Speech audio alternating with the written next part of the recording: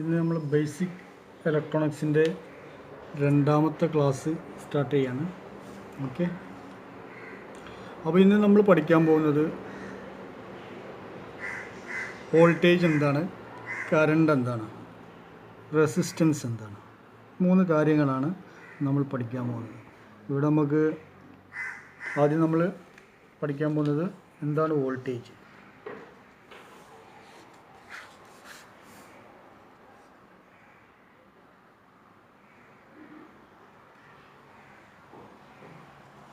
എന്താണ് voltage?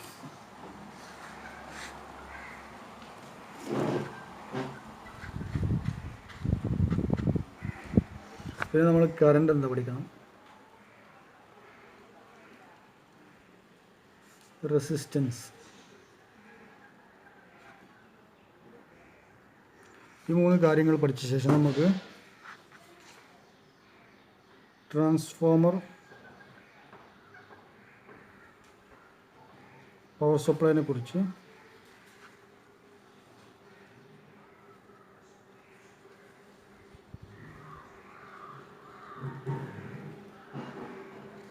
Transformer power സപ്ലൈനെ കുറിച്ച് പഠിക്കാം. അതിനുശേഷം ട്രാൻസ്ഫോമർ പവർ സപ്ലൈ എത്ര ടൈപ്പ് ഉണ്ട്, എങ്ങനെയൊക്കെയാണ്, പിന്നെ അതുപോലെ ട്രാൻസ്ഫോമർ പവർ സപ്ലൈയിൽ നിന്ന് കിട്ടുന്ന വോൾട്ടേജ് നമുക്ക് കറണ്ട് നമുക്ക് AC കറണ്ട് ആയിരിക്കുമല്ലോ, നമുക്ക് ഇങ്ങനെ DC ആക്കാം, അതിനെന്തെല്ലാം സ്റ്റെപ്പുകളുണ്ട്. ഇത്രയും കാര്യങ്ങളാണ് ഇന്നത്തെ ക്ലാസ്സിൽ നമ്മൾ നോക്കാൻ പോകുന്നത്. അപ്പോൾ ആദ്യമായിട്ട് എന്താണ് വോൾട്ടേജ് എന്ന് നമുക്ക് നോക്കാം. നമുക്കറിയാം, നമ്മളെ ലൈനിലൊക്കെ നമുക്ക് 230 വോൾട്ട് കറണ്ടാണ് കിട്ടുന്നത് എന്നൊക്കെ നമുക്ക് പറഞ്ഞു കേൾക്കാനുള്ളത്. എന്താണ് ഈ വോൾട്ടേജ്?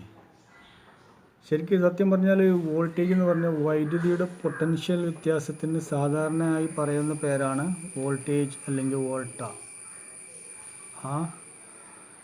ഒരു ചാലകത്തിലൂടെയുള്ള ഇലക്ട്രോണുകളുടെ സഞ്ചാരമാണ് കറണ്ട്. നമുക്കറിയാം, ഒരു ചാലകത്തിലൂടെയുള്ള ഇലക്ട്രോണുകളുടെ സഞ്ചാരമാണ് കറണ്ട്. അതായത് ചെമ്പ് കമ്പിയിലൂടെ ഇലക്ട്രോൺ പ്രവഹിക്കുന്ന ഒരു സഞ്ചാരം, ഒരു ദിശയിലേക്ക് മാത്രം സഞ്ചരിക്കുന്ന ഒരു സഞ്ചാരമാണ് എന്ത്, കറണ്ട്.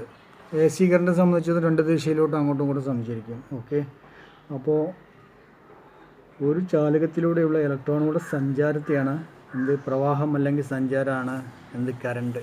ഓക്കെ, ആ ഇലക്ട്രോണുകളെ ചലിപ്പിക്കാനാവശ്യമായ ഒരു ബാഹ്യ ബലത്തെയാണ് നമ്മൾ എന്ത് പറയുന്നത്, വോൾട്ടേജ് എന്ന് പറയുന്നത്. ഓക്കെ, ബാഹ്യബലത്തെയാണ് നമ്മൾ വോൾട്ടേജ് എന്ന് പറയുന്നത്.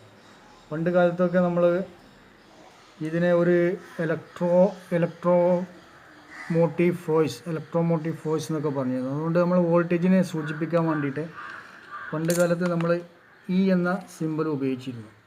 ഓക്കെ, E=V, അതായത് ഇലക്ട്രോമോട്ടീവ് ഫോഴ്സ് = വോൾട്ടേജ് എന്നുള്ളൊരു സിമ്പിൾ നമ്മൾ ഉപയോഗിച്ചിരുന്നു പണ്ട് കാലത്ത്. ഓക്കെ, ഇപ്പോൾ സാധാരണ ഉപയോഗിക്കുന്നത് V ആണ്. ഓക്കെ, വോൾട്ടേജിനെ സൂചിപ്പിക്കാൻ നമ്മൾ V എന്ന് ഉപയോഗിക്കും, കറൻറ്റിനെ സൂചിപ്പിക്കാൻ നമ്മൾ I എന്ന് ഉപയോഗിക്കും. ഓക്കെ, റെസിസ്റ്റൻസിനെ സൂചിപ്പിക്കാൻ നമ്മൾ R എന്ന് ഉപയോഗിക്കും. ഓക്കെ, I എന്ന് വെച്ചാൽ കറണ്ട്, തീവ്രത, ഇൻറ്റൻസിറ്റി എന്നുള്ളതിനുള്ള I എന്നാണ് തീവ്രത. കറണ്ടിൻ്റെ തീവ്രതയാണ് നമ്മൾ കറണ്ട് എന്ന് പറയുന്നത്, തീവ്രത. അപ്പോൾ നമ്മളതിന് I എന്ന് ഉപയോഗിക്കും. റെസിസ്റ്റൻസിന് നമ്മൾ R എന്ന് ഉപയോഗിക്കും. സാധാരണയായിട്ട് വോൾട്ടേജ് നമുക്ക് ഇപ്പോഴത്തെ കാലത്തൊക്കെ ഉപയോഗിക്കുന്നത് V തന്നെയാണ്. ഓക്കെ, അപ്പോൾ ഇതാണ് സാധാരണ നമ്മൾ ഉപയോഗിക്കുന്ന വോൾട്ടേജ്, റെസിസ്റ്റൻസ്, കറണ്ട്, ഇതിന് ഉപയോഗിക്കുന്ന ഇംഗ്ലീഷ് ലെറ്ററുകൾ. ഓക്കെ, അപ്പോൾ നമ്മൾ പഠിച്ചു എന്താണ് വോൾട്ടേജ് എന്ന് വെച്ചാൽ പൊട്ടൻഷ്യൽ ഡിഫറൻസ് ആണ്. ഓക്കെ, പൊട്ടൻഷ്യൽ വ്യത്യാസത്തിന് സാധാരണ പറയുന്ന പേരാണ് നമ്മൾ വോൾട്ടേജ് എന്ന് പറയുന്നത്. ഇനി നമുക്കിതൊക്കെ മനസ്സിലാക്കാൻ വേണ്ടിയിട്ട് നമ്മൾ എന്ത് ചെയ്യണം, ഓംസ് ലോ ഒന്ന് പഠിച്ചിരിക്കണം. എന്താണ് ഓംസ് ലോ? ഓം നിയമം എന്താണ്? ഓം നിയമം എന്ന് വെച്ചാൽ ഭൗതിക സാഹചര്യങ്ങളെല്ലാം സ്ഥിരമായാൽ ഒരു ചാലകത്തിലൂടെ പ്രവഹിക്കുന്ന വൈദ്യുതധാര അതിൽ ചെലുത്തുന്ന പൊട്ടൻഷ്യൽ വ്യത്യാസത്തിന് നേർ അനുപാതത്തിലായിരിക്കും. ഇതാണ് ഓം നിയമം. അതായത്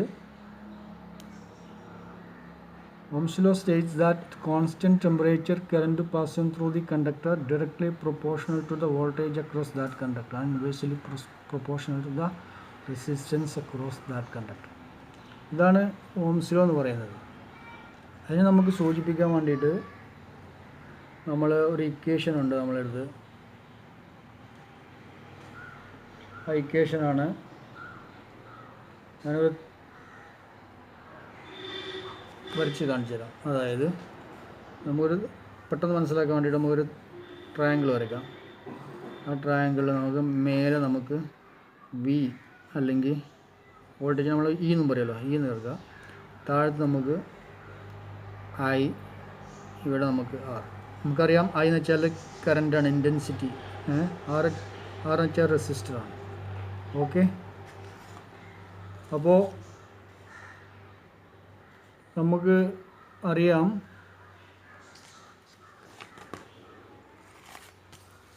ഇവിടെ നമുക്ക് ഈസി ആയിട്ട് കാൽക്കുലേറ്റ് ചെയ്യാൻ പറ്റും. എന്താ വി എന്ന് വെച്ചാൽ എന്താണ്?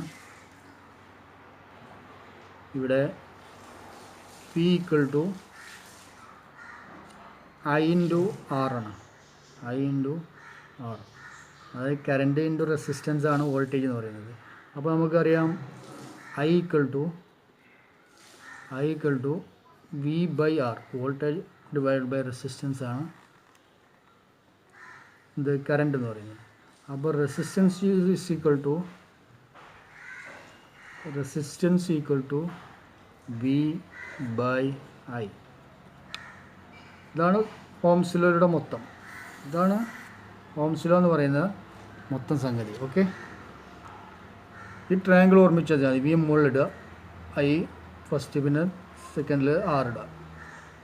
ഇതൊന്ന് ഓർത്ത് വെച്ചാൽ ഓംസ് ലോ പഠിക്കാൻ ഭയങ്കര എളുപ്പമായിരിക്കും. ഓക്കെ,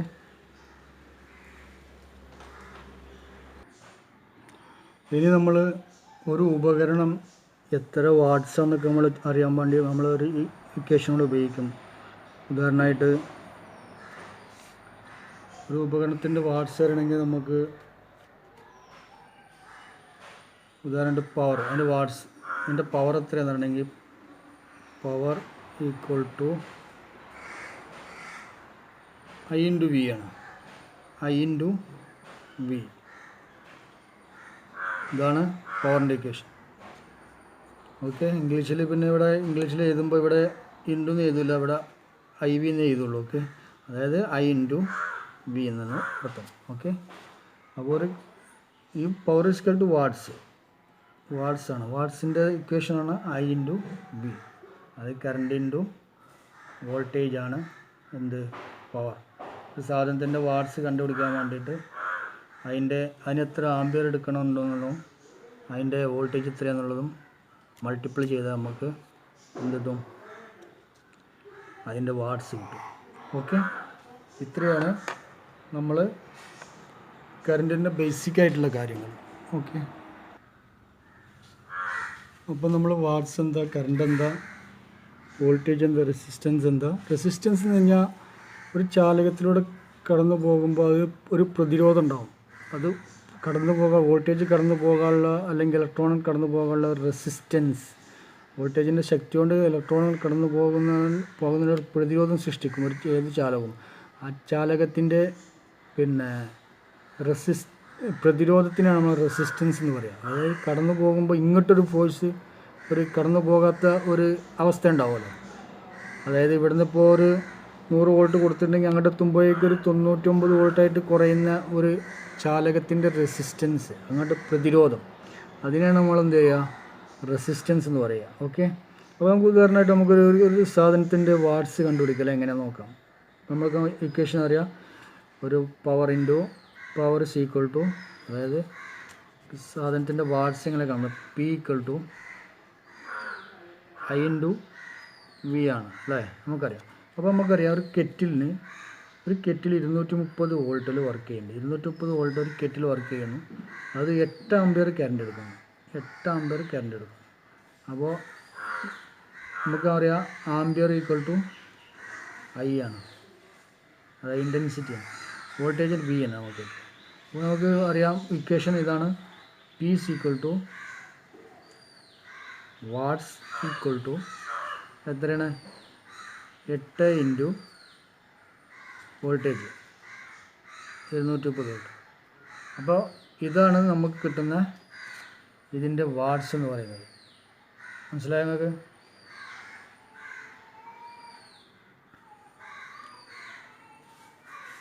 8 × 230 ഗുണിച്ചാൽ കിട്ടുന്ന ഉത്തരമാണ് നമുക്ക് അതിൻ്റെ ടോട്ടൽ വാട്ട്സ് എന്ന് പറയുന്നത്. ഓക്കെ, അപ്പോൾ ഏകദേശം 1840 വാട്ട്സാണ് എന്ത് ആ കെറ്റിൽ വർക്ക് ചെയ്യുന്നത്. ഇത്രയാണ് നമ്മൾ വാട്ട്സ് കേഷൻ കറണ്ട്. ഇത് ഉപയോഗിച്ചിട്ട് നമ്മൾ വയറിങ്ങിൻ്റെ ഫ്യൂസിൻ്റെ ആംബിയർ എത്ര, റെസിസ്റ്റൻസ് എത്ര, ടോട്ടൽ നമ്മുടെ വീട്ടിലെ ഉപകരണങ്ങളുടെ വാട്ട്സ് എത്ര, ഇതൊക്കെ നിങ്ങൾ ഈ ഇക്വേഷൻ ഉപയോഗിച്ചൊന്ന് കണ്ടുപിടിച്ച് വെക്കുക. ഓക്കെ, അങ്ങനെയാണ് നമുക്ക് ഇത് പഠിക്കാൻ പറ്റുള്ളൂ. ഇതാണ് ബേസിക് ഇലക്ട്രിക്കൽ ആയാലും ഇലക്ട്രോണിക്സിൻ്റെയും അടിസ്ഥാന കാര്യം ഇതാണ്. ഓക്കെ, അപ്പോൾ ഇത് മനസ്സിലായിട്ടുണ്ടാവുമെന്ന് കരുതുന്നു. ഇനി നമുക്ക് ട്രാൻസ്ഫോമറെ കുറിച്ചും ട്രാൻസ്ഫോമർ എന്തിനാ ഉപയോഗിക്കുന്നുവെന്നും ട്രാൻസ്ഫോമറുകൾ ഏത് തരത്തിലുണ്ടെന്നും അതിനെക്കുറിച്ചൊക്കെ നമുക്കൊന്ന് നോക്കാം. കൂട്ടുകാരെ, അതിനു മുമ്പ് നമുക്ക് കുറച്ച് ഇലക്ട്രോണിക് സിമ്പലുകളെ കുറിച്ച് നോക്കാം. ഓക്കെ, ഇലക്ട്രോണിക് സിമ്പലുകൾ, ഇലക്ട്രിക്കൽ ആൻഡ് ഇലക്ട്രോണിക് സിമ്പലുകൾ. നമ്മൾ ആദ്യമായിട്ട് നോക്കാൻ പോകുന്നത് AC വോൾട്ടിനെ എങ്ങനെ നമുക്ക് സിമ്പൽ ഉപയോഗിച്ച് സൂചിപ്പിക്കുക എന്നതാണ്. അപ്പോൾ ഇത് AC വോൾട്ടേജാണെന്ന് മനസ്സിലാക്കണമെങ്കിൽ നമ്മൾ സാധാരണ AC വോൾട്ടിൻ്റെ സിമ്പൽ സൈൻ വേവ് ആയിട്ടാണ് ഉപയോഗിക്കുന്നത്. ഇതാണ് AC വോൾട്ടേജ്.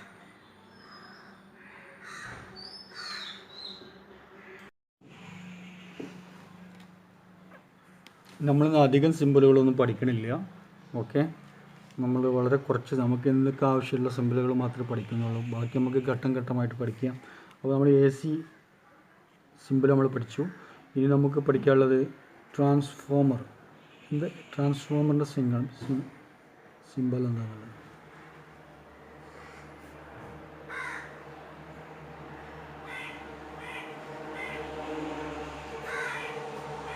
ഇതാണ് ട്രാൻസ്ഫോമറിൻ്റെ സിമ്പൽ. ഓക്കെ, ഇത് അയൺ കോറാണ് നമ്മൾ സൂചിപ്പിക്കുന്നത്. അയൺ കോറാണ് ഇത്. നമ്മൾ പ്രൈമറി വൈൻഡിങ് ആണ്. Primary winding. ഇത് സെക്കൻഡറി. ഓക്കെ, ഇങ്ങനെ ഒരു സിമ്പൽ കണ്ടിട്ടുണ്ടെങ്കിൽ ഇത് ട്രാൻസ്ഫോമർ ആണെന്ന് മനസ്സിലാക്കണം. ഓക്കെ, ഇതില്ലാതെ ഈ സിമ്പൽ മാത്രം ഇങ്ങനെ ഒരു സിമ്പൽ മാത്രം വന്നു കഴിഞ്ഞാൽ ഇത് ചോക്ക്, കോയിൽ, ഇങ്ങനെ പല ഇതിലും വരും. ഓക്കെ, ഇത് ചോക്കാണ്. പണ്ട് കാലത്ത് ട്യൂബ് ലൈറ്റിനൊക്കെ വന്നിട്ടുണ്ട് ചോക്കിന് ഈ സിമ്പലാണ് ഉപയോഗിക്കുന്നത്. ഓക്കെ, അപ്പോൾ നമ്മൾ പഠിച്ചു ട്രാൻസ്ഫോമറിൻ്റെ സിമ്പലാണ്. ഇതൊക്കെ ശരിക്കും പഠിച്ചു വെക്കണം. കാരണം നമ്മൾ ഇനി അടുത്ത് പഠിക്കാൻ പോകുന്ന കാര്യങ്ങൾക്ക് നമുക്ക് ഈ സിമ്പലുകളൊക്കെ ആവശ്യമുണ്ട്. ഓക്കെ, ഇനി നമുക്ക് പഠിക്കാൻ പോകുന്നത് ഡയോഡ്.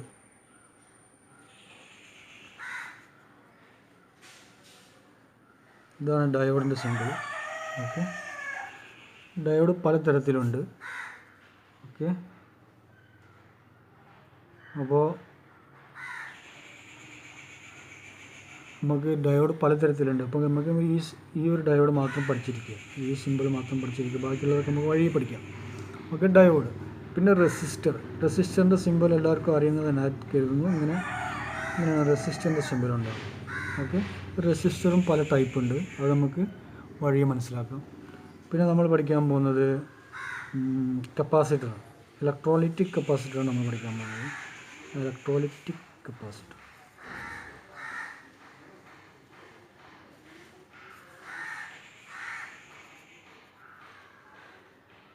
Okay, electrolytic capacitor. ഇത് ഡയോഡ്, ഇത് റെസിസ്റ്റർ, ഇത് കപ്പാസിറ്റർ.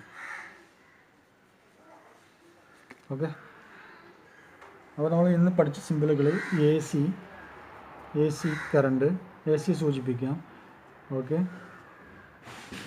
പിന്നെ DC സൂചിപ്പിക്കാൻ നമുക്ക് സാധാരണ നമ്മൾ ബാറ്ററി ഉപയോഗിക്കാറുണ്ട്, ബാറ്ററിയുടെ സിമ്പിൾ ഉപയോഗിക്കാറുണ്ട്.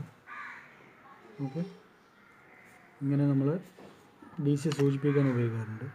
ഓക്കെ, അല്ലാതെ വേറെ മോഡേൺ വഴിയിൽ ഇങ്ങനെയും സൂചിപ്പിക്കാറുണ്ട്.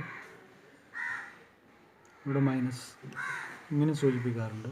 ഓക്കെ, പിന്നെ കറണ്ടിനെ പിന്നെ വേറൊരു സിമ്പിൾ ഉപയോഗിച്ചിട്ട് ഇങ്ങനെ സൂചിപ്പിക്കാറുണ്ട്. കറണ്ട് ഒരു മീറ്റർ ഇങ്ങനെ വെച്ചിട്ട് ഇത് കറണ്ട് എന്ന് സൂചിപ്പിക്കാറുണ്ട്. ഓക്കെ, ഇത് ചിലപ്പോൾ ഇങ്ങോട്ട് കുറച്ച് ചെരിഞ്ഞും ചെരിഞ്ഞും കാണിക്കാറുണ്ട്. പല ടൈപ്പ് പല ആൾക്കാർ പല കോലത്തിലും വരയ്ക്കാറുണ്ട്. ഇപ്പോൾ ഒരു സ്റ്റാൻഡേർഡ് ആയിട്ടുള്ള കാര്യങ്ങളാണ് ഇപ്പോൾ പറയുന്നത്. ഓക്കെ, അപ്പോൾ ഇത് ഡയോഡാണ്, ഇത് റെസിസ്റ്ററാണ്, ഇത് കപ്പാസിറ്ററാണ്, ഇത് D C voltage, D C supply സൂചിപ്പിക്കാൻ, ഇതും ഡി സി സപ്ലൈ സൂചിപ്പിക്കാൻ തന്നെയാണ്. ഇത് അമീറ്റർ അല്ലെങ്കിൽ എ സി കറണ്ടിനെ സൂചിപ്പിക്കാം. ഇത് ട്രാൻസ്ഫോമർ. ഇതാണ് നമ്മൾ ഇത് ഈ ട്രാൻസ്ഫോമർ, ഈ diode, resistor, capacitor, A C, D C, ഈ കാര്യങ്ങൾ ഇന്ന് നമ്മൾ ക്ലാസ്സിൽ പഠിക്കാൻ പോവുകയാണ്. ഇത് എന്തിനൊക്കെ ഉപയോഗിക്കുന്നത്. അപ്പോൾ ട്രാൻസ്ഫോമറിനെ കുറിച്ച് നമ്മൾ ഡീറ്റെയിൽ ആയിട്ട് പഠിക്കും. എന്താണ് ട്രാൻസ്ഫോമർ, എന്തിനാണ് ഉപയോഗിക്കുന്നത്, എന്താണ് ട്രാൻസ്ഫോമറിൻ്റെ ബെനിഫിറ്റ്, എവിടെയെല്ലാം അത് ഉപയോഗിച്ച് വരുന്നത്, പിന്നെ ഇപ്പോൾ എവിടെയൊക്കെ ഉപയോഗിക്കുന്നുണ്ട്, എത്ര ടൈപ്പ് ട്രാൻസ്ഫോമർ ഉണ്ട്, ഇതൊക്കെയാണ് നമ്മൾ പഠിക്കാൻ പോകുന്നത്. ഓക്കെ, അപ്പോൾ നമ്മൾ പഠിച്ചു ഡയോഡ് എന്താണ്. ഈ ഡയോഡ് എന്ന് വെച്ചാൽ ഡയോഡ് ഉപയോഗിക്കുന്നത് നമുക്ക് ഡീറ്റെയിൽ ആയിട്ട് പഠിക്കാൻ. ഡയോഡ് ഉപയോഗിക്കുന്നത് എ സിയെ ഡി സി ആക്കി മാറ്റാനാണ്. ഓക്കെ, റെസിസ്റ്റർ നമ്മൾ പഠിച്ചു, ചാലകത്തിൽ പ്രതിരോധം സൃഷ്ടിക്കാനാണ് റെസിസ്റ്റർ. കപ്പാസിറ്റർ ഉപയോഗിക്കുന്നത് ഫിൽറ്ററിങ്ങിന്. കപ്പാസിറ്റർ ശരിക്കും എന്താ ചെയ്യുക, വോൾട്ടേജ് സ്റ്റോർ ചെയ്യുക ചെയ്യുന്നത്. ബാറ്ററിയുടെ പോലെ സ്റ്റോർ ചെയ്യുന്നുണ്ട് വോൾട്ടേജ്, നിശ്ചിത സമയത്തേക്ക് സ്റ്റോർ ചെയ്യും. ഓക്കെ, അതിന് നമ്മൾ കപ്പാസിറ്റർ ഉപയോഗിക്കും. അതൊക്കെ നമുക്ക് ഡീറ്റെയിൽ ആയിട്ട് പഠിക്കാം. ഇപ്പോൾ നമ്മൾ പഠിക്കാൻ പോകുന്ന ട്രാൻസ്ഫോമറിനെ കുറിച്ചാണ് നമ്മൾ പഠിക്കാൻ പോകുന്നത്. ഓക്കെ,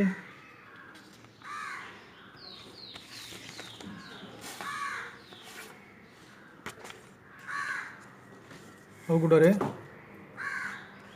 ട്രാൻസ്ഫോമർ മെയിനായിട്ട് 2 തരത്തിലുണ്ട്.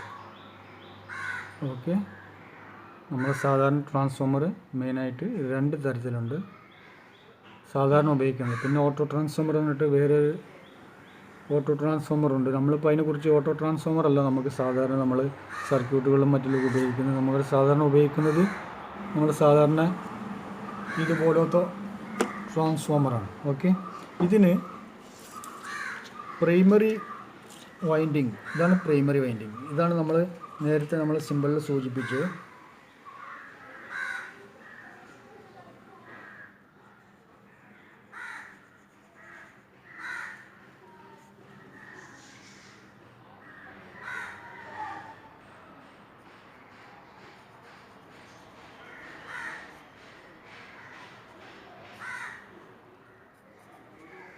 ഓക്കെ, നമുക്കിത് ഈ കോയിൽ കുറച്ച് ചെയ്താൽ, കാരണം ഇത് നമ്മൾ പല ട്രാൻസ്ഫോമർ ഉണ്ട്. അപ്പോൾ നമുക്ക് ഇതിൻ്റെ ചുട്ടുകളുടെ എണ്ണം ഇവിടെ കുറയ്ക്കാം.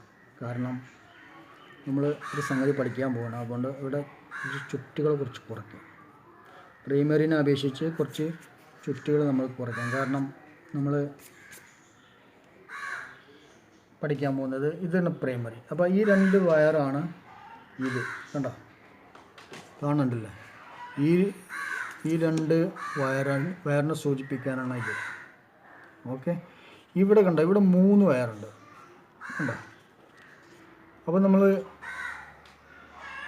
1 2 3 വയറുണ്ട്. ഇവിടെ സെൻറ്ററിൽ നമ്മൾ ഒരു ടാപ്പിംഗ് കൊടുത്തിരിക്കുന്നു. അപ്പോൾ നമുക്ക് 3 വയർ കിട്ടിയില്ലേ, കിട്ടി. ഓക്കെ, ഇതിന് നമ്മൾ 0 വോൾട്ട്, ഇവിടെ 0 വോൾട്ട് ആയിക്കാണ്.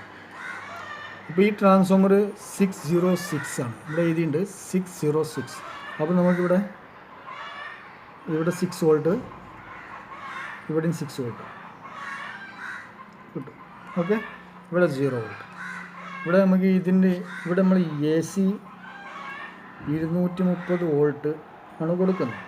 ഇവിടെ നമുക്ക് കിട്ടുന്നത് 6 വോൾട്ട് എ സി കറണ്ടാണ്. ഓക്കെ, അപ്പോൾ നമ്മൾ ട്രാൻസ്ഫോമർ എന്താണെന്ന് തൽക്കാലമായിട്ട് മനസ്സിലാക്കി വിശദമായിട്ട് നമുക്ക് നോക്കാം. എന്താണ് ട്രാൻസ്ഫോമർ എന്ന് വെച്ചാൽ ഒരു ലൈനിലെ വോൾട്ടേജിനെ ഒന്നുകിൽ അത് കുറയ്ക്കാൻ വേണ്ടിയിട്ട് അല്ലെങ്കിൽ കൂട്ടാൻ വേണ്ടിയിട്ട് ഉപയോഗിക്കുന്ന ഒരു ഉപകരണമാണ് ട്രാൻസ്ഫോമർ. നമ്മൾ റോട്ടിലൊക്കെ കണ്ടിട്ടുണ്ടാകും വലിയ ട്രാൻസ്ഫോമറുകളൊക്കെ. അതൊക്കെ എന്തിനാണ് 11 kV എന്നൊക്കെ 230 കുറയ്ക്കാനുള്ള ഒരു ട്രാൻസ്ഫോമറാണ്. റോഡിൻ്റെ സൈഡിൽ ഇങ്ങനെ നീച്ചിക്കുന്ന സാധനം ഉണ്ടാവുമല്ലോ, വലിയൊരു പെട്ടി. ആ ട്രാൻസ്ഫോമർ 11 kVയോ 22 kVയോ ഒക്കെ ലൈൻ വോൾട്ടേജ് നമുക്ക് 230 ആയിട്ട് നമ്മുടെ വീട്ടിലൊക്കെ ആവശ്യമായ ഗാർഹിക ആവശ്യങ്ങൾക്ക് ആവശ്യമായ വോൾട്ടേജായി കുറയ്ക്കാൻ വേണ്ടിയിട്ട് ഉപയോഗിക്കുന്ന ആ ട്രാൻസ്ഫോമറും ഈ ട്രാൻസ്ഫോമറും ഒക്കെ ഫങ്ഷൻ ഒന്നും തന്നെ, അതിൽ വ്യത്യാസമൊന്നുമില്ല. ഓക്കെ, അപ്പോൾ ഇതിൽ നമുക്ക് 3 ലീഡുണ്ട്. സാധാരണ നമ്മൾക്ക് 3 ഫേസിനും ഇങ്ങനെ 3-4 ലീഡൊക്കെ കാണാം. വലിയ പിന്നെ റോട്ടിലിരിക്കുന്ന ട്രാൻസ്ഫോമറിനൊക്കെ കണ്ടില്ലേ. അപ്പോൾ ഇതാണ് ട്രാൻസ്ഫോമർ എന്ന് പറയുന്നത്. ഇതിന് 3 ലൈൻ ഉണ്ട് ഔട്ട്പുട്ട് അല്ലേ. ഈ 3 ലൈൻ എന്തിനാണെന്നുള്ളതും ഈ 2 ലൈൻ കൊണ്ട് എന്താണ് നമ്മൾ ചെയ്യാൻ പോകുന്നതെന്നുള്ളതും ഒക്കെ നമുക്ക് മനസ്സിലാക്കാം. ഓക്കെ, അപ്പോൾ നമ്മൾ പറഞ്ഞു ട്രാൻസ്ഫോമർ എന്ന് വെച്ചാൽ ഒന്നുകിൽ ലൈനിലുള്ള വോൾട്ടേജിനെ കുറയ്ക്കാൻ വേണ്ടിയിട്ട് ഉപയോഗിക്കുന്ന ഒരു സാധനമാണ് ട്രാൻസ്ഫോമർ, അല്ലെങ്കിൽ ലൈനിലുള്ള വോൾട്ടേജിനെ കൂട്ടാൻ വേണ്ടിയിട്ടും നമുക്ക് ഉപയോഗിക്കാം. ഉദാഹരണമായിട്ട് നമ്മളിപ്പോൾ സാധാരണ ഉപയോഗിക്കുന്ന ഒരു ഉപകരണമാണ് ഇൻവെർട്ടർ. ഇൻവെർട്ടറിൽ നമ്മൾ 12 വോൾട്ട് DC നമുക്ക് ഡയറക്റ്റ് മാറ്റാൻ പറ്റില്ലെങ്കിലും 12 വോൾട്ട് DC നമ്മൾ 12 വോൾട്ട് AC ആക്കി മാറ്റിയ ശേഷം നമ്മൾ എന്ത് ചെയ്യുന്നു, അതിനെ 230 വോൾട്ട് AC ആക്കിയിട്ട് സ്റ്റെപ്പ് അപ്പ് ചെയ്യുന്നു. അതിന് സ്റ്റെപ്പ് അപ്പ് ട്രാൻസ്ഫോമർ എന്ന് പറയും. ഓക്കെ, ഇവിടെ നമ്മൾ സ്റ്റെപ്പ് ഡൗൺ ട്രാൻസ്ഫോമർ എന്ന് പറയും. അപ്പോൾ നമുക്കറിയാം 2 ടൈപ്പ് ട്രാൻസ്ഫോമർ ഉണ്ട്. ഒന്ന് step up, 2 step down. Okay, step down, ഇങ്ങനെ 2 ടൈപ്പ് ട്രാൻസ്ഫോമർ ഉണ്ട്.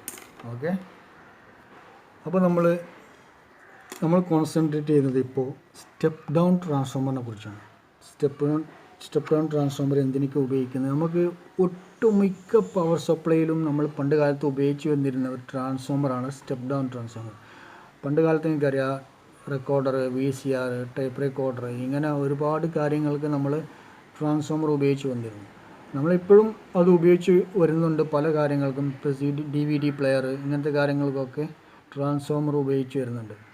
എന്നിരുന്നാലും ഇപ്പോൾ SMPS സ്വിച്ച്ഡ് മോഡ് പവർ സപ്ലൈയിലോട്ട് നമ്മൾ മാറിയിട്ടുണ്ട്. Switched mode power supply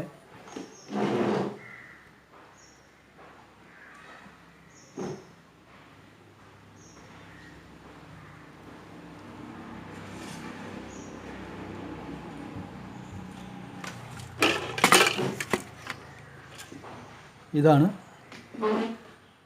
switched mode power supply. Okay, ഇവിടെ നമ്മൾ ഇതിലും ട്രാൻസ്ഫോമർ ഉണ്ട് ശരിക്കും. അപ്പോൾ ഇവിടെ ചെയ്യുന്നത് വെച്ചാൽ നമ്മൾ സാധാരണ ട്രാൻസ്ഫോമർ അല്ല, ഇത് ഹൈ ഫ്രീക്വൻസി ട്രാൻസ്ഫോമർ എന്നാണ് പറയാം. ഓക്കെ, ഇതിനെക്കുറിച്ച് നമുക്ക് ഡീറ്റെയിൽ ആയിട്ട് പിന്നെ പറയാം. എൻ്റെ മറ്റേ വീഡിയോകളൊക്കെ നിങ്ങൾക്ക് കാണുമ്പോൾ മനസ്സിലാവും. SMPS കുറിച്ചൊക്കെ വീഡിയോ ഞാൻ ഇട്ടിട്ടുണ്ട്. അതൊക്കെ കാണുമ്പോൾ നിങ്ങൾക്ക് മനസ്സിലാവും എന്താണ് ഈ SMPS എന്നുള്ളത്. നമുക്കിപ്പോൾ പഠിക്കാൻ പോകുന്ന ബേസിക് ആയതുകൊണ്ട് ബേസിക് സർക്യൂട്ടിനെ കുറിച്ചാണ് നമ്മൾ പഠിക്കുന്നത്. ഓക്കെ, അപ്പോൾ നമ്മൾ ട്രാൻസ്ഫോമറിനെ കുറിച്ച് നമ്മൾ പറഞ്ഞുകൊണ്ടിരുന്നത്. ട്രാൻസ്ഫോമർ 2 ടൈപ്പ് ട്രാൻസ്ഫോമർ ഉണ്ട്. Step up transformer, step down transformer. അപ്പോൾ സ്റ്റെപ്പ് ഡൗൺ ട്രാൻസ്ഫോമർ ആകുമ്പോൾ ഇവിടെ ഒരു പ്രൈമറി കോയിൽ, ഇതിനാണ് AC കൊടുക്കുന്ന. ഈ പ്രൈമിൽ നമ്മുടെ വോൾട്ടേജ് നമ്മുടെ അടുത്തുള്ള വോൾട്ടേജ് കൊടുക്കുന്ന ഒരു ഭാഗത്തെ നമ്മൾ പ്രൈമറി എന്നും, നമുക്ക് ആവശ്യമുള്ള വോൾട്ടേജ് കിട്ടുന്ന സ്ഥലത്തെ നമ്മൾ സെക്കൻഡറി എന്നും പറയുന്നു. ഓക്കെ, ഇപ്പം നമ്മൾ 6 വോൾട്ടിൻ്റെ ട്രാൻസ്ഫോമറിനെ കുറിച്ചാണ് ഇപ്പോൾ പഠിച്ചത്. ഓക്കെ, ഈ ട്രാൻസ്ഫോമർ എഴുതിയിട്ടുണ്ട്. ഈ ട്രാൻസ്ഫോമർ ശരിക്കും എഴുതിയ കാര്യങ്ങളൊന്നും നിങ്ങൾ നോട്ട് ചെയ്ത് നോക്കി. 750 മില്ലി ആംപിയർ, അതായത് 1 ആംപിയർ ഇല്ല, 1/4 ആംപിയർ ഉള്ള ഒരു ട്രാൻസ്ഫോമറാണിത്. പിന്നെ 6 വോൾട്ടിൻ്റെ ട്രാൻസ്ഫോമറാണിത്. ഓക്കെ, അപ്പോൾ ഇവിടെ ഒരു കാര്യം കൂടി നമ്മൾ പ്രത്യേകം ശ്രദ്ധിക്കണം. ഇവിടെ 6 വോൾട്ട്, ഈ 0 ടു ഇവിടെയാണ് 6 വോൾട്ട് വരുന്നത്. ഓക്കെ, നമ്മൾ ഈ 0 എടുക്കുന്നില്ല, നമ്മൾ ഈ എൻഡും, അതായത് ഈ എൻഡുമാണ് നമ്മൾ എടുക്കുന്നുണ്ടെങ്കിൽ 6+6 12 വോൾട്ടാണ്. 6+6 12 വോൾട്ടാണ് നമുക്കിവിടെ കിട്ടുക. Okay, 12 volt AC. ഓക്കെ, നമുക്കിവിടെ കിട്ടും. അപ്പോൾ നമ്മൾ ഇലക്ട്രോണിക് ഉപകരണങ്ങളൊക്കെ സാധാരണ വർക്ക് ചെയ്യുന്നത് DC കറണ്ടിലാണ്, ACയിലല്ല. ACയിൽ വർക്ക് ചെയ്യുന്ന ഉപകരണങ്ങൾ വളരെ കുറവാണ്. ചെറിയ വോൾട്ടേജുള്ള AC എല്ലാം ബാറ്ററി വോൾട്ടേജിലാണ്. 12 വോൾട്ടിൻ്റെ അല്ലെങ്കിൽ മാക്സിമം പോയാൽ ലാപ്ടോപ്പൊക്കെ 19-20 വോൾട്ടിലൊക്കെ വർക്ക് ചെയ്യുന്ന DC കറണ്ടിലാണ് ഇതെല്ലാം വർക്ക് ചെയ്യുന്നത്. ഓക്കെ, അപ്പോൾ നമ്മളൊരു കാര്യം മനസ്സിലാക്കണം. ഈ ട്രാൻസ്ഫോമർ ഡയറക്റ്റ് നമുക്ക് 6 വോൾട്ട് നമുക്ക് DC കറണ്ട് വർക്ക് ചെയ്യുന്ന ഒരു ഭാഗത്ത് കൊടുത്താൽ വർക്ക് ചെയ്യില്ല. അപ്പോൾ നമുക്ക് ഈ ട്രാൻസ്ഫോമർ നമുക്ക് എന്ത് ചെയ്യണം, ട്രാൻസ്ഫോമറിൽ നിന്ന് കിട്ടുന്ന ഈ ഔട്ട്പുട്ട് നമുക്കിവിടെ 066 ആണ് കിട്ടിയത്. ചിലപ്പോൾ അത് 12 ആയിരിക്കും, 24 ആയിരിക്കും, 36 ആയിരിക്കും.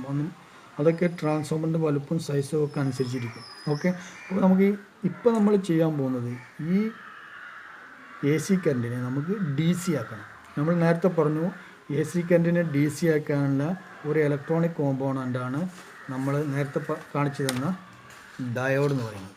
ഓക്കെ, ഡയോഡും പിന്നെ നമുക്കൊരു കപ്പാസിറ്റർ, ഇത് രണ്ടുമാണ് നമുക്ക് ആവശ്യം. ഇവിടെ നമ്മൾ ട്രാൻസ്ഫോമർ. അപ്പോൾ നമ്മൾ നോക്കുക എന്താണ് ഇനി ഇത് ചെയ്യാൻ പോകുന്നത് എന്നുള്ളത്. ഓക്കെ,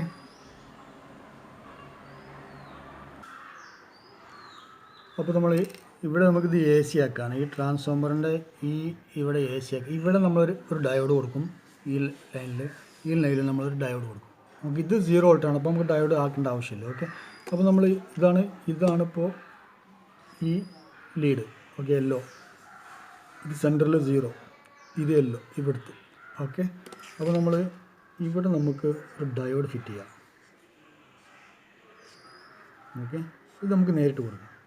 ഇവിടെ നമുക്കൊരു ഡയോഡ് ഫിറ്റ് ചെയ്യാം.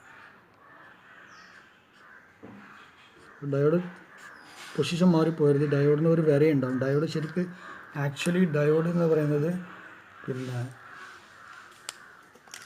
പ്രാക്ടിക്കലി ഡയോഡ് എന്ന് പറയുന്ന സാധനം ഇങ്ങനെ ഒരു ഇലക്ട്രോണിക് ഡിവൈസാണ്. ഇതിന് ഇവിടെ ഒരു ലൈൻ ഉണ്ടാവും. ഇവിടെ ലൈൻ ഉണ്ടാവും. IN 4000 സാധാരണ ഉപയോഗിക്കൽ നമ്മൾ. ഒരു ആംബിയറൊക്കെ ഉള്ളിടത്ത് IN 4000. ഇവിടുന്ന് ഇങ്ങോട്ടാണ് ഈ വര സൂചിപ്പിക്കുന്നതാണ് ഈ വര. ഓക്കെ, ഈ വര സൂചിപ്പിക്കുന്നതാണ് ഈ വര. അപ്പോൾ നമ്മൾ ഇങ്ങനെ തന്നെ കണക്ട് ചെയ്യണം. ഓക്കെ, ഇങ്ങനെ തന്നെ കണക്ട് ചെയ്തെങ്കിൽ നമുക്ക് ഇവിടെ പ്ലസ് കിട്ടുള്ളൂ. ഓക്കെ, അപ്പോൾ നമ്മൾ എന്നിട്ട് എന്ത് ചെയ്യണം, 2 ലൈനും കൂടി ഇതും കൂടി അങ്ങോട്ട് ഷോർട്ട് ചെയ്യും. ഓക്കെ, ഇതും കൂടി അങ്ങ് ഷോർട്ട് ചെയ്യുമ്പോൾ നമുക്ക് ഇവിടെ ഓൾറെഡി നമുക്ക് നെഗറ്റീവ് കറണ്ട് ആവും. ഇവിടെ ഇത് പുറത്തേക്ക് എടുത്തിട്ട് കണ്ടോ. ഇനി ഇപ്പം നമുക്ക് ഇവിടെ കിട്ടിയത് 6 വോൾട്ട് DC ആണ്. ഓക്കെ, ഇവിടെ നമുക്ക് 6 വോൾട്ട്, ഞാൻ ഡയോഡ് മായ്ക്കാണ്. 6 വോൾട്ട് DC കറണ്ട് നമുക്ക് ഇതിൻ്റെ 2 എൻഡിലും ഇവിടെയും ഇത് മൈനസാണ്. ഓക്കെ, ഇത് മൈനസാണ്, ഇത് മൈനസ്, ഇത് പ്ലസ്. അപ്പോൾ നമുക്ക് ബാറ്ററിയുടെ സ്ഥലം മാറി എന്ത് ചെയ്യും, ഇവിടെ മൈനസും ആയി, ഇവിടെ പ്ലസ്സും ആയി. ഓക്കെ, ഇവിടെ നമുക്ക് AC കറണ്ടാണ്. അപ്പോൾ ഇവിടെ നിന്ന് ഇങ്ങോട്ട് പോയി ഇങ്ങോട്ട് എത്തിയപ്പോൾ ഇത് DC കറണ്ടായി മാറി. ഓക്കെ, അപ്പോൾ DC കറണ്ടിൻ്റെ ഈ വേവ് ഫോം പഠിക്കൽ നിർബന്ധമാണ്. നമ്മൾ ഈ AC കറണ്ട് എങ്ങനെയാണ്, AC കറണ്ട് നമ്മൾ സിമ്പിളിൽ നമ്മൾ സൂചിപ്പിച്ചു. AC കറണ്ടിൻ്റെ വേവ് ഫോം എന്ന് പറയുന്നത് X-ഉം Y ആക്സിസ് ഉള്ളൊരു സംഗതി. ഇത് ശരിക്കും നമ്മൾ ഇലക്ട്രോണിക്സ് പഠിക്കുമ്പോൾ ഈ വേവ് ഫോമുകളെ കുറിച്ചാണ് ഏറ്റവും കൂടുതൽ പഠിക്കേണ്ടത്. ഇത് നമ്മൾ AC ഇങ്ങനെ സൂചിപ്പിക്കുക. ഇവിടെ AC കറണ്ട് ഉണ്ടാവും, അതായത് ഇവിടെ AC കറണ്ട് ഉണ്ടാവും. ഓക്കെ, നമുക്ക് ഇവിടെ എത്തുമ്പോൾ ഇത് ഇങ്ങനെയുള്ളൊരു വേവ് ഫോമായിട്ട് മാറും. അതായത്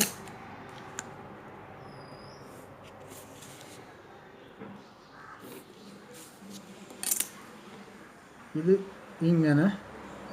ഇങ്ങനെയുള്ളൊരു വേവ് ഫോമായിട്ട് മാറും. ഓക്കെ, നമുക്കറിയാം DC വോൾട്ടേജ് എന്ന് പറയുന്നത്, പ്യുവർ DC എന്ന് പറയുന്നത് നമുക്കെന്താണ്, പ്യുവർ DC എന്ന് പറയുന്നത് നമ്മൾ ഈ കർവൊന്നും ഉണ്ടാവില്ല, ഒരൊറ്റ സ്ട്രൈറ്റ് ലൈനേ കറം. ഇതാണ് പ്യുവർ DC എന്ന് പറയുന്നത്. ഓക്കെ, അപ്പോൾ ഇതിപ്പോൾ DC കറണ്ട് നമുക്ക് 6 വോൾട്ട് ഇവിടെ കിട്ടി. പക്ഷേ നമ്മളിവിടെ 230 വോൾട്ട് കറണ്ട് ഇവിടെ കൊടുത്തപ്പോൾ നമുക്ക് ഇതിൻ്റെ ഔട്ടിൽ 6 വോൾട്ട് DC കറണ്ട് കിട്ടി. ഓക്കെ, പക്ഷേ ഈ DC പ്യുവറായിരിക്കില്ല. ആ പ്യൂരിറ്റി നമ്മൾ ഉണ്ടാക്കാൻ വേണ്ടിയിട്ടാണ് നമ്മൾ അടുത്ത ഒരു സാധനമായ നമ്മൾ നേരത്തെ പറഞ്ഞ ഈ കപ്പാസിറ്റർ ഉപയോഗിക്കുന്നത്. ഓക്കെ, അപ്പോൾ ഇതാണ് കപ്പാസിറ്റർ.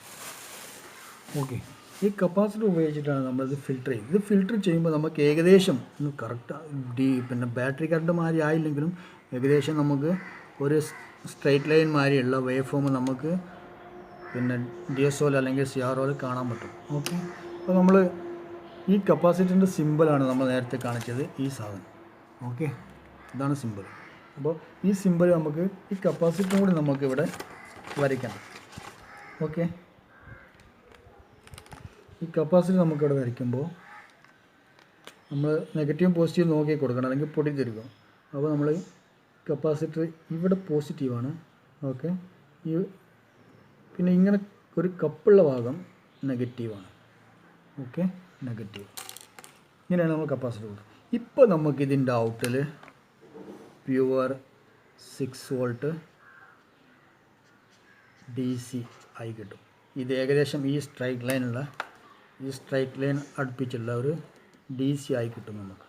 ഓക്കെ, ഈ കറണ്ട് നമുക്ക് നമ്മൾ ഉപകരണങ്ങൾക്കോ 6 വോൾട്ടിൻ്റെ ചാർജറിനോ എന്തിനു വേണമെങ്കിലും നമുക്ക് ഉപയോഗിക്കാം. അപ്പോൾ ഒരു 6 വോൾട്ടിൻ്റെ ചാർജർ ഒരു പിന്നെ 5 വോൾട്ടിൻ്റെ ബാറ്ററി ചാർജ് ചെയ്യണമെങ്കിൽ, അല്ലെങ്കിൽ 4.7 വോൾട്ടിൻ്റെ ബാറ്ററി ചെയ്യണമെങ്കിൽ ഒരു 6 വോൾട്ട് ചാർജർ വേണ്ടി വരും. അപ്പോൾ ആ ചാർജർ ഇതേപോലെ ഉണ്ടാക്കുക. ഓക്കെ, ഇതിപ്പോൾ ചാർജർ ഉണ്ടാക്കുന്ന ആ ഫങ്ഷൻ ആയിപ്പോയി. ഓക്കെ, മനസ്സിലായി നിങ്ങൾക്ക്? അപ്പോൾ നമ്മളിപ്പോൾ ഒരു ഫുൾ ഇതിനാണ് നമ്മൾ ഇങ്ങനെ സെൻറ്റർ ടാപ്പ് ഇട്ട് നിർമ്മിക്കുന്ന പവർ സപ്ലൈക്കാണ് ഫുൾ വേവ്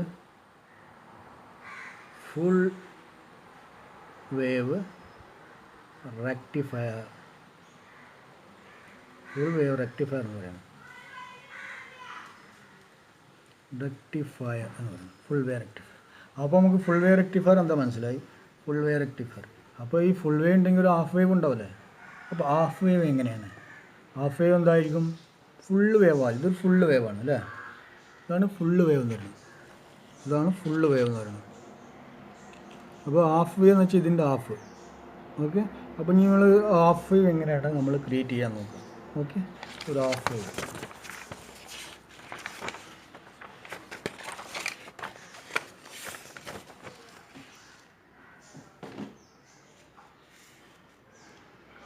അപ്പോൾ നമ്മൾ നേരത്തെയുള്ള ഈ ട്രാൻസ്ഫോമർ തന്നെ നമ്മൾ എടുക്കുകയാണ്. ഈ ട്രാൻസ്ഫോമർ ഉദാഹരണമായിട്ട് എടുക്കുകയാണ്. നമ്മളൊരു ട്രാൻസ്ഫോമർ ഉണ്ടാക്കി. ഓക്കെ, കളർ കൊണ്ട് വരയ്ക്കാം.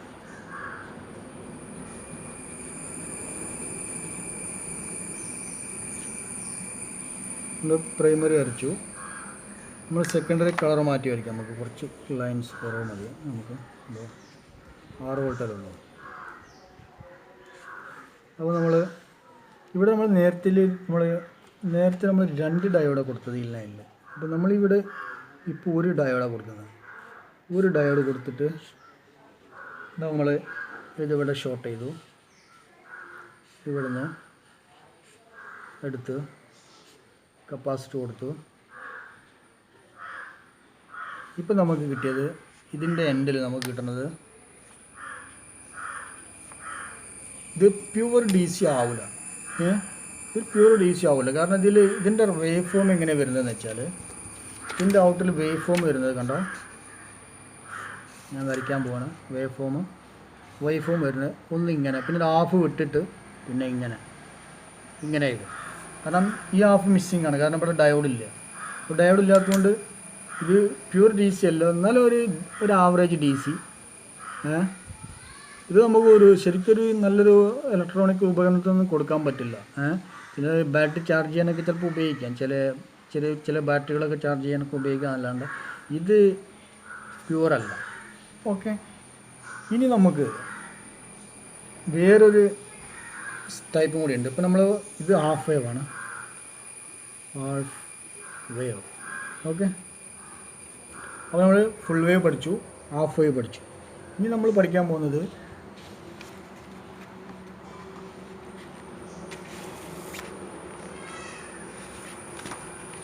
ഇത് ഹാഫ് വേവ് കേട്ടോ. ഹാഫ് വേവ് ഇങ്ങനെയാണ്. ഓക്കെ, ഒരു ഡയോഡ് ഉപയോഗിച്ചിട്ട് D1 ഒറ്റ ഡയോഡ് ഇതിലുള്ളൂ. ഉപയോഗിച്ചിട്ട് നമുക്ക് ഇത് 230 വോൾട്ട് നമ്മൾ കൊടുക്കുക. ഇവിടെ നമുക്ക് 6 വോൾട്ട് AC കിട്ടും. ഇവിടെ 6 വോൾട്ട് ഹാഫ് DC കിട്ടും.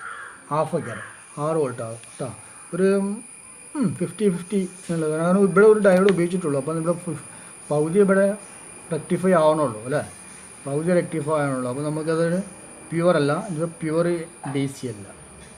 ഓക്കെ, അപ്പോൾ നമ്മൾ ഹാഫ് വേ പഠിച്ചു, ഫുൾ വേ പഠിച്ചു. ഇനി നമുക്ക് ഒരു റെക്ടിഫയറും കൂടി പഠിക്കാനുണ്ട്, ബ്രിഡ്ജ് റെക്ടിഫയർ.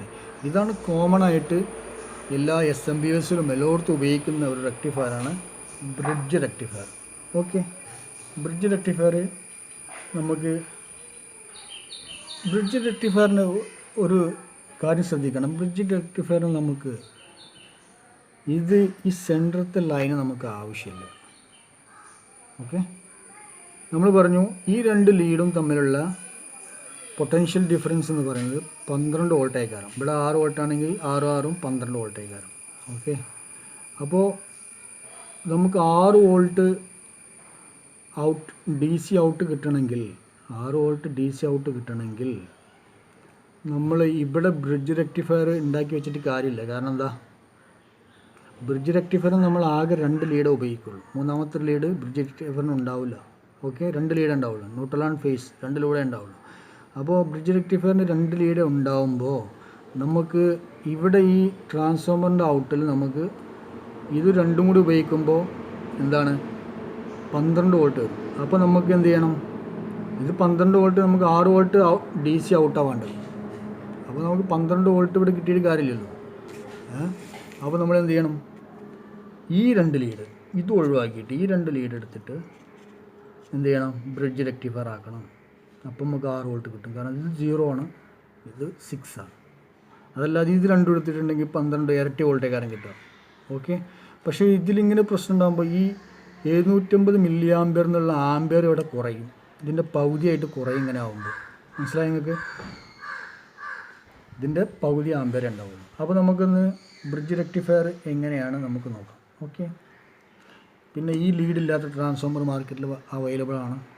സെൻട്രൽ ടാപ്പ് നിങ്ങൾ ട്രാൻസ്ഫോമർ വാങ്ങുന്ന സമയത്ത് സെൻട്രൽ ടാപ്പാണോ അതോ ടാപ്പ് ഇല്ലാത്തതാണോ, 06 ആണോ അല്ലെങ്കിൽ 012 ആണോ, അല്ലോ 12-0-12 ആണോ, 12-0-12 അങ്ങനെയൊക്കെ വരും.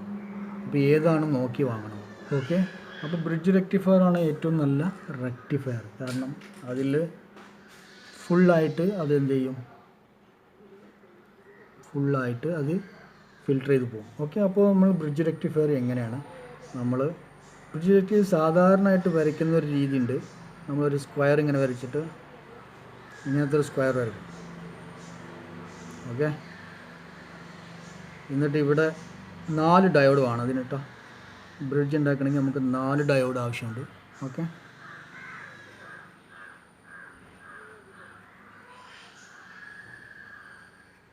ബ്രിഡ്ജ് ഉണ്ടാക്കണമെങ്കിൽ നമുക്ക് 4 ഡയോഡ് ആവശ്യമുണ്ട്. ഈ ആരോ മാർക്ക് വളരെ ശ്രദ്ധിക്കണം. ആരോ മാർക്ക് ഇല്ലെങ്കിൽ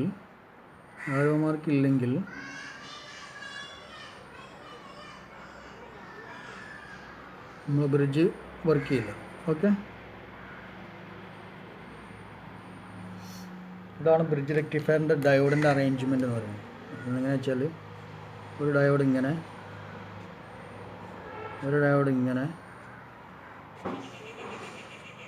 സർക്യൂട്ട് ഇങ്ങനെയൊന്നും ആവില്ല. സർക്യൂട്ടിൽ ഈ ലൈനൊക്കെ നോക്കിയിട്ട് സർക്യൂട്ടിൽ ഉണ്ടാവുള്ളൂ. അപ്പോൾ നമ്മളിത് ഇവിടെ വരയ്ക്കുക. ഇതൊക്കെ ഡീറ്റെയിൽ ആയിട്ട് വേവ് ഫോമൊക്കെ കണ്ട് മനസ്സിലാക്കി പഠിക്കാനുള്ളതുണ്ട്. പക്ഷെ നമ്മൾ പ്രാക്ടിക്കൽ ആയതുകൊണ്ട് വളരെ സിമ്പിളായിട്ട് പഠിച്ചു പോകാം. ഇവിടെ നമുക്ക് രണ്ടും പോസിറ്റീവ് ആയതുകൊണ്ട് ഇവിടെ നമുക്ക് പോസിറ്റീവ് കിട്ടും ഇവിടെ. ഓക്കെ, പോസിറ്റീവാണ് ഇവിടെ. ഓക്കെ, അപ്പോൾ നമ്മളിവിടെ ട്രാൻസ്ഫോമർ വരച്ചില്ല. അപ്പോൾ നമ്മൾ ട്രാൻസ്ഫോമർ ഇവിടെ വരയ്ക്കണം. ഇവിടെ നമുക്ക് സെൻട്രൽ ടാപ്പ് അല്ല, സാധാരണ ട്രാൻസ്ഫോമറാണ് നമ്മൾ വരയ്ക്കുന്നത്. ഓക്കെ,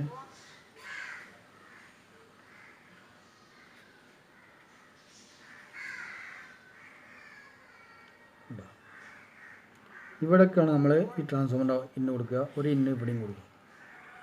ഓക്കെ, അപ്പോൾ നമുക്ക് ഇവിടെ പോസിറ്റീവ് കിട്ടും, ഈ സൈഡിൽ പോസിറ്റീവ്, ഈ സൈഡിൽ നമുക്ക് നെഗറ്റീവ് കിട്ടും. ഈ മൂലയ്ക്ക് നമുക്ക് നെഗറ്റീവ് കിട്ടും. നെഗറ്റീവ് നമുക്ക് പച്ചോണ്ടിൽ സൂചിപ്പിക്കുകയാണ്. ഇത് നെഗറ്റീവാണ്, ഇവിടെ തട്ടാതെ ഉണ്ടായിരുന്നു. അപ്പോൾ ഇത് നെഗറ്റീവ് ലൈൻ, ഈ ട്രാൻസ്ഫോമർ എത്ര വോൾട്ടാണോ അത്ര ഔട്ടേക്ക് ഇവിടെ കിട്ടും. ഒരു കുറച്ച് കൂടാൻ ചാൻസ് ഉണ്ട്. അത് ഞാൻ പിന്നെ ഇക്വേഷൻ നമുക്ക് ഡീറ്റെയിൽ ആയിട്ട് ഉള്ള ക്ലാസ്സിൽ അല്ലെങ്കിൽ എൻ്റെ SMBSൻ്റെ ക്ലാസ്സിൽ നിങ്ങൾ കണ്ടിട്ടുണ്ടെങ്കിൽ ഉണ്ടാവും, അവിടെ ഞാൻ പറഞ്ഞിട്ടുണ്ട് ഈ കാര്യം. ഓക്കെ, അപ്പോൾ നമുക്കിവിടെ പ്ലസും മൈനസും ഇവിടെ കിട്ടി. പക്ഷേ ഇതും പിന്നെ ഇതിൻ്റെയും വേവ് ഫോമിന് നേരത്തെ പറഞ്ഞ മാതിരി ഇതേപോലെ ആയിരിക്കും. ഇവിടെ ഈ വേവ് ഫോം ഇവിടെ ഇതേപോലെ ആയിരിക്കും. അത് നമുക്ക് പ്യുവർ DC ആക്കണമെങ്കിൽ നമ്മൾ എന്ത് ചെയ്യണം, ഇവിടെ ഒരു ഇലക്ട്രോലൈറ്റിക് കപ്പാസിറ്റർ ഫിറ്റ് ചെയ്യണം. ഓക്കെ, ഇലക്ട്രോലൈറ്റിക് കപ്പാസിറ്റർ നമ്മളവിടെ ഫിറ്റ് ചെയ്താൽ നമുക്ക് ഇവിടെ പ്യുവർ DC കറണ്ട് ഇവിടെ കിട്ടും.